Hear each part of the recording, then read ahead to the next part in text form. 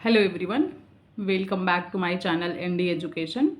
Today we are going to discuss about last 7 days strategy because PET 2025 में अब total 7 days बचा हुआ है। 6 और 7 सितंबर को PET का पेपर है, ठीक है। तो अब हम देखेंगे लास्ट 7 डेज स्ट्रैटेजी में मतलब किस तरीके से सारे सिलेबस को हम रिवाइज करें, कवर करें जो नहीं हुआ है, ताकि मार्क्स जो है हमारे 90 मार्क्स 100 में से आ जाए, 90 नहीं तो 80 to 90 के बीच, ठीक है। तो चलो हम स्टार्ट करते हैं अपने सारे सब्जेक्ट के टॉपिक से।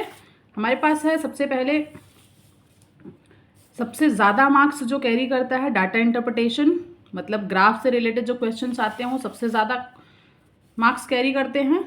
तो हम मोस्ट इंपॉर्टेंट टॉपिक्स डिस्कस करेंगे, किस तरीके से हम इसको पढ़ेंगे तो इजीली सारी चीज़ों को रिवाइज कर सकेंगे 6 या 7 सितंबर से पहले। तो डाटा इंटरप्रिटेशन जो ग्राफ है हमारे पास क्वेश्चंस आते हैं, टोटल 20 मार्क्स का आता है। तो अभी तक जितना भी तुम लोगों ने कवर किया है डाटा इंटरप्रिटेशन के ग्राफ या कॉन्सेप्ट सब कुछ, अब लास्ट डेज में सिर्फ ग्राफ की प्रैक्टिस करना है। मतलब हर दिन 4 ग्राफ की प्रैक्टिस करें।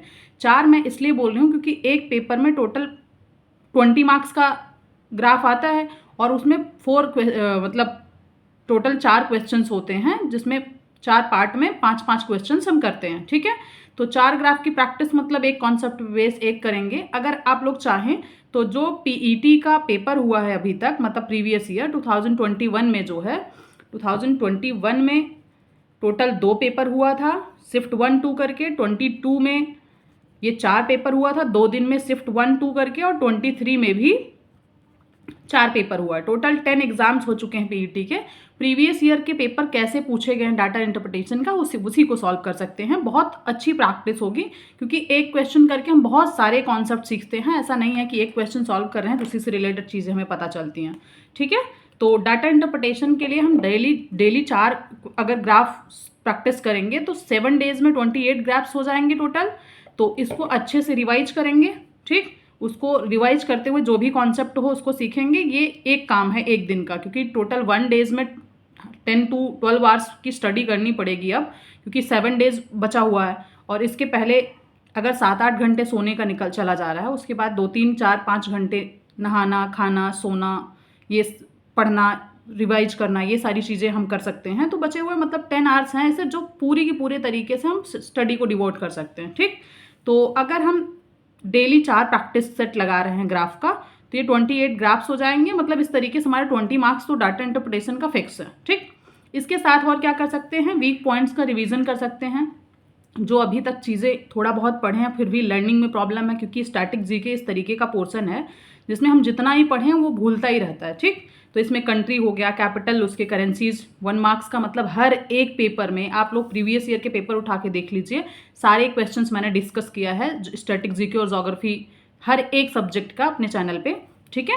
तो स्टैटिक जीके के कंट्री एंड कैपिटल करेंसीज एक नंबर 100% फिक्स है। बुक्स से ऑथर पूछा ही जाता है 1 नंबर का। इंडियन आर्ट एंड कल्चर, ठीक। हेडक्वार्टर्स, इंडियन नेबरिंग कंट्रीज, ये सब 1 मार्क्स में। ये स्टैटिक जीके के बहुत कॉमन मैंने टॉपिक्स लिए हैं। आगे मैं और डिस्कस करूंगी स्टैटिक जीके के क्वेश्चंस। मेरा मतलब ये है कि ग्राफ के साथ ग्राफ करिए, ग्राफ करने के बाद इसका एनालिसिस, क्या मिस्टेक्स था उसको लर्न करेंगे। उसके बाद थोड़ा बहुत उसी के साथ साथ स्टैटिक जीके का रिवीजन कर लें, क्योंकि ये इंपॉर्टेंट है। 10 मार्क्स का स्टैटिक जीके भी आता है, इसके साथ रिवीजन भी हो जाएगा, ठीक है। तो ये ग्राफ के लिए बस यही इतने काफ़ी है। नेक्स्ट सेकेंड डिस्कस करेंगे हम। हमारे पास है हिंदी। 20 मार्क्स का डाटा इंटरप्रिटेशन मतलब ग्राफ आता है और 15 मार्क्स का हमारे पास हिंदी होता है। सेकंड इंपॉर्टेंट सब्जेक्ट जो हमारे पास है वो हिंदी है। उसमें जनरल हिंदी और अनसीन पैसेज भी है, ठीक। तो 4 प्रैक्टिस सेट डेली लगाएंगे, 28 प्रैक्टिस सेट इसका भी हो जाएगा। और इस प्रैक्टिस सेट में सिर्फ अनसीन पैसेज नहीं होगा और नहीं सिर्फ जनरल हिंदी होगा। हम इन सारे 15 मार्क्स में जो भी कैरी कर रहा है, जो भी टॉपिक्स, सब कुछ डिस्कस करने के लिए ये बहुत सारे चैनल्स हैं, ऐसे बहुत सारे ऐप्स हैं जहाँ पे प्रैक्टिस सेट ऐसे एक सब्जेक्ट वाइज होता है, ठीक है। तो all Hindi topics revision by test analysis. जब हम टेस्ट देंगे प्रैक्टिस से तो उसमें जो भी क्वेश्चंस इजीली हो जा रहा है, इट मीन्स हमको वो आता है इसीलिए हो जा रहा है, ठीक है। तो जो हमें नहीं आता होगा टेस्ट का एनालिसिस करेंगे, जो हमारे क्वेश्चंस गलत होंगे उसके सॉल्यूशन से हम सीखेंगे। एक क्वेश्चन से हम 10 नई चीज़ों को सीख सकते हैं। जैसे अगर एक क्वेश्चन में पूछा गया है पर्यायवाची शब्द, तो एक शब्द का पर्यायवाची पूछा गया तो बाकी जो 4 ऑप्शन में दिए गए उन 4 का भी पर्यायवाची शब्द हम सीख सकते हैं उसी के साथ। और अदर स्ट्रॉन्ग सब्जेक्ट रिवीजन, अगर हमने हिंदी का प्रैक्टिस सेट दिया है, उसके साथ टेस्ट एनालिसिस किया और बहुत सारे नई टॉपिक्स को सीखा उससे रिलेटेड, ठीक। अब इतना हमारे पास होने के बाद बहुत हेक्टिक हो जाएगा तुरंत, क्योंकि हमारा माइंड भी बहुत सारी चीज़ें एक बार में ग्रैप नहीं कर सकता। तो अदर स्ट्रॉन्ग सब्जेक्ट रिवीजन मैं इसलिए कह रही हूँ क्योंकि ये सारी चीज़ें दिमाग लगा, तो स्ट्रॉन्ग सब्जेक्ट को जस्ट रिवाइज करना है कि स्ट्रॉन्ग सब्जेक्ट जो है उसमें से कोई गलती होनी ही नहीं चाहिए। कोई और मिस्टेक हो जाए जो नहीं आता होगा तो वो दुख कम होगा, वो गलत होगा तो, ठीक। तो स्ट्रॉन्ग सब्जेक्ट का रिवीजन थोड़ा सा, जो सबका स्ट्रॉन्ग सब्जेक्ट है वो थोड़ा सा रिवाइज कर लें, वो ताकि मेंटेन बना रहे, उसके मार्क्स तो कहीं नहीं जाएंगे, ठीक। तो 20 मार्क्स डाटा इंटरप्रिटेशन का, 15 मार्क्स हमारे पास हिंदी का हो गया, ठीक। अब हमारे पास आता है करंट अफेयर, जो कि 10 मार्क्स का होता है।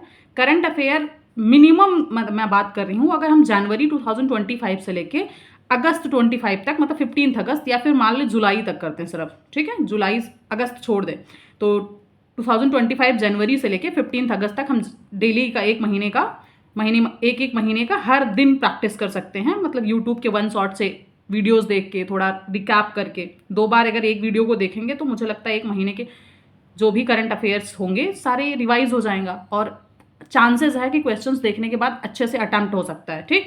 तो daily 1 month current affair videos from YouTube से जो आप लोगों को चैनल ठीक लगता है वहाँ से आप लोग एक महीने का एक दिन करंट अफेयर फिनिश कर सकते हैं। तो 7 डेज में 7 मंथ अप्रॉक्सीमेटली हो ही जाएगा, तो जुलाई तक कवर हो जाएगा। ये 10 मार्क्स का है, मतलब मार्क्स अच्छा है इसका, इसलिए मैं कह रही हूँ कि डाटा इंटरप्रिटेशन 20 मार्क्स, फिर हिंदी का 15 नंबर और करंट अफेयर का 10 मार्क्स, ठीक। उसके बाद हम अगला टॉपिक डिस्कस करेंगे, क्या पढ़ सकते हैं। हमारे पास स्टैटिक जीके है। स्टैटिक जीके भी 10 मार्क्स का ही आता है, अभी जस्ट पीछे मैंने डिस्कस किया है डाटा इंटरप्रिटेशन के साथ, ठीक है। तो हमारे पास स्टैटिक जीके है 10 मार्क्स का, इसमें नेशनल पार्क, इंटरनेशनल, पीछे कुछ टॉपिक्स तुम लोग हिंदी के साथ डाटा इंटरप्रिटेशन DI के साथ रिवाइज कर लेना। उसके बाद national international important dates, 1 number का क्वेश्चन आता है, मतलब या तो डेट दे के पूछेगा इस डेट को कौन सा डे मनाया जाता है, या फिर डे दे के पूछेगा कौन से डेट को मनाया जाता है, ठीक। तो इंडियन पार्लियामेंट से एक क्वेश्चन, अवार्ड ऑनर्स 1 नंबर का, और टॉपिक्स एवरीडे रिवीजन, मतलब 1 से 2 टॉपिक इनमें से, मतलब और भी बहुत सारे टॉपिक्स हैं, मैंने सारा लिखा नहीं है, तो 1-2 टॉपिक जो इंपॉर्टेंट है वो सारे मतलब 1-2 टॉपिक डेली रिवाइज, मतलब 7 दिन के लिए 2-2 टॉपिक रखेंगे, फिर भी 14, 50, 20 टॉपिक्स रिवाइज हो जाएंगे, और वही घूम घूम के चीज़ें पूछी जाती हैं। मतलब अवार्ड ऑनर्स, और जो अभी जस्ट पीछे मैंने डिस्कस किया था स्टैटिक जीके का, books, authors, country, capital, currency, ये सब रिवाइज होती रहते हैं, मतलब रिपीटेशन क्वेश्चन है, ठीक है। उसके बाद हमारे पास आता है ये GS के question, general studies, history 5 number, geography 5 marks, economics, polity and Indian national movement. तो ये टोटल 25 मार्क्स है, और revision only strong topics 1 subject per day का मतलब ये है कि जैसे हिस्ट्री आप लोगों ने अभी तक जितना भी पढ़ा है उसको नया कुछ भी नहीं ऐड करेंगे, क्योंकि जो हम पढ़ें उसको रिवाइज कर लें, उसमें से कुछ भी क्वेश्चन नहीं गलत होगा तो वो 100% तक हमें मिल जाएगा मार्क्स, ठीक। तो हिस्ट्री के 5 नंबर के लिए सिर्फ वो टॉपिक रिवाइज करिए अब जो आप लोग ऑलरेडी पढ़ चुके हैं। Same applies for geography and economy, polity and Indian national movement. Indian national movement है या पॉलिटी है, जिसका जो सब्जेक्ट स्ट्रांग है उसको 100% रिवाइज करिए ताकि उसका 5 नंबर कहीं ना जाए, और जिसका जो सब्जेक्ट वीक है उसका वही टॉपिक पढ़ें जो जिसको समझ में आया है, स्ट्रांग है अभी तक, ठीक। तो इस पूरे 25 मार्क्स में से अभी सिर्फ रिवाइज ओनली स्ट्रांग टॉपिक्स, जितने सब्जेक्ट जो भी टॉपिक्स आप लोगों को ऑलरेडी आता है उसको रिवाइज करिए और उसको अप्लाई करिए, ठीक है। तो ये 25 मार्क्स में से मतलब 15 मार्क्स तो मिल ही जाएगा, मतलब 2 नंबर 4 नंबर किसी का कोई सब्जेक्ट स्ट्रांग होगा, किसी का कोई सब्जेक्ट स्ट्रांग होगा। इंडियन नेशनल मूवमेंट तो इस टाइप का क्वेश्चन टॉपिक है कि अगर इसको हम 1 शॉट डेली 40-50 मिनट का 1 घंटे देखें, सोने से पहले भी देखें, तो ये पूरे 5 नंबर भी आ सकता है, इतना स्ट्रेट फॉरवर्ड क्वेश्चन होता है। Same applies for economy and polity, तो सारे सब्जेक्ट ऐसे ही हैं, इसमें से मार्क्स आ जाएगा, ठीक है। इसके साथ अब कुछ भी नया नहीं पढ़ना है इन GS वाले पोर्शन से, ठीक। अगला हमारे पास है एलिमेंट्री अरिथमेटिक, मतलब मैथ सब्जेक्ट 5 नंबर का, और लॉजिक एंड रीजनिंग। मैथ का सब्जेक्ट जो 5 नंबर का है उसमें से वही टॉपिक हम पढ़ेंगे अब जो हमारे पास ऑलरेडी किया हुआ है, ठीक। तो इसके लिए रिवाइज करने के लिए प्रीवियस ईयर मैथ्स वो देख सकते हैं, PET का पेपर किस टाइप का क्वेश्चन पूछा गया, प्रीवियस ईयर के मैथ्स के क्वेश्चंस रिवाइज कर लीजिए, लगा लीजिए। वो भी मैंने अपने चैनल पे सारे मैथ्स के क्वेश्चंस डिस्कस कर लिया, जितना भी अभी तक PET 2021 से लेकर 23 तक पूछा गया, ठीक। लॉजिक एंड रीजनिंग भी 5 नंबर का है। 2 प्रैक्टिस सेट डेली मैथ्स का लगाएं, मतलब वही चाहे PET का या फिर मॉक टेस्ट जैसा, और 2 ही रीजनिंग के लिए, ठीक है।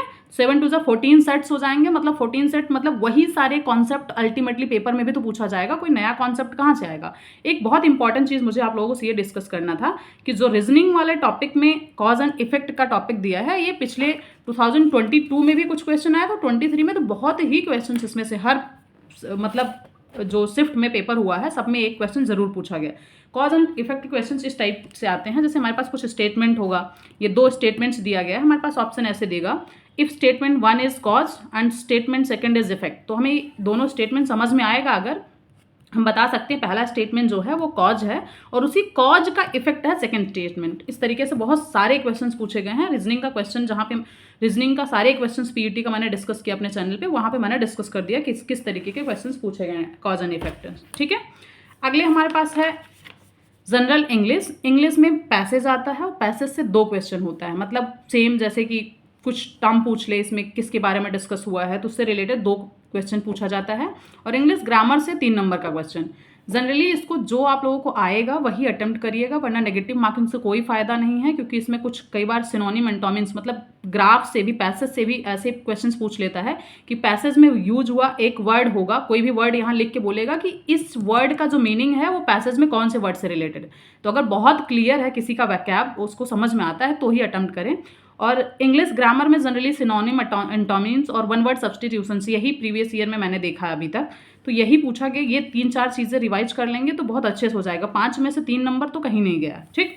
बेसिक साइंस के लिए फिजिक्स केमिस्ट्री बायोलॉजी जो है बहुत बेसिक पूछा जाता है, कुछ ऐसे जैसे रेजिस्टेंस का यूनिट क्या होता है, लाइट ईयर क्या होता है, बहुत ईजी क्वेश्चन। रिफ्रैक्शन रिफ्लेक्शन क्या है, तो जो स्टार्स है वो चमचमाते हैं, इस तरीके से क्वेश्चंस, उसका कारण क्या है, तो बहुत इजी क्वेश्चंस आते हैं। तो इसके लिए सिर्फ 10 पीईटी पेपर्स PYQs, मतलब 5 क्वेश्चंस फॉर ईच पेपर, तो मतलब 50 क्वेश्चंस हो जाएगा। और ऑलरेडी मैंने साइंस के सारे क्वेश्चंस अपने चैनल पे डिस्कस कर रखा है, ये प्लेलिस्ट बना हुआ है साइंस का PET PYQ करके, वो सारे क्वेश्चंस आप लोग रिवाइज कर लेंगे। उसी से रिलेटेड 1-2 क्वेश्चंस, बहुत सारे क्वेश्चंस ऐसे हैं रिपीट हुआ है आगे पीछे, तो वही टॉपिक्स थोड़ा सा रिवाइज कर लें।